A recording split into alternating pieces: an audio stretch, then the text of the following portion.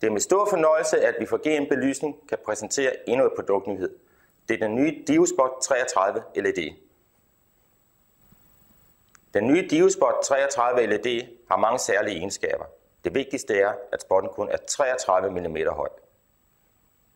33 mm gør den til markedets laveste indbygningsspot med direkte tilslutning til 230 volt og en udskiftelig lyskilde.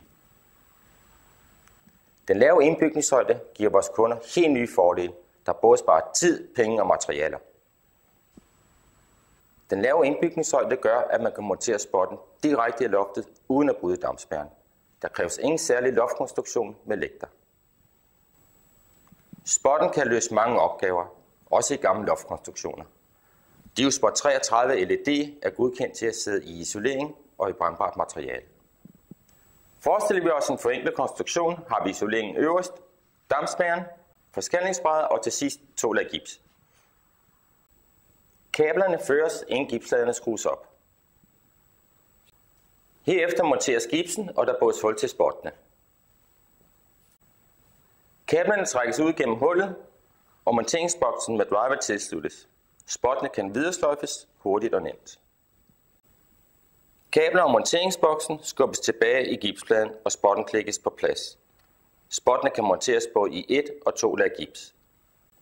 DioSpot 33 er naturligvis kipbar, så man nemt kan retningsbestemme lyset. Som vist kan DioSpot 33 monteres uden at bryde dampspærren.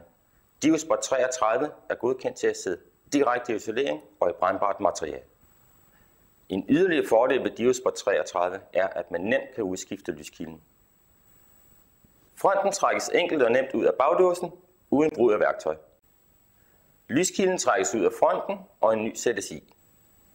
DioSpot 33 LED fås i hvid og i stål, og i rund og i firkantet.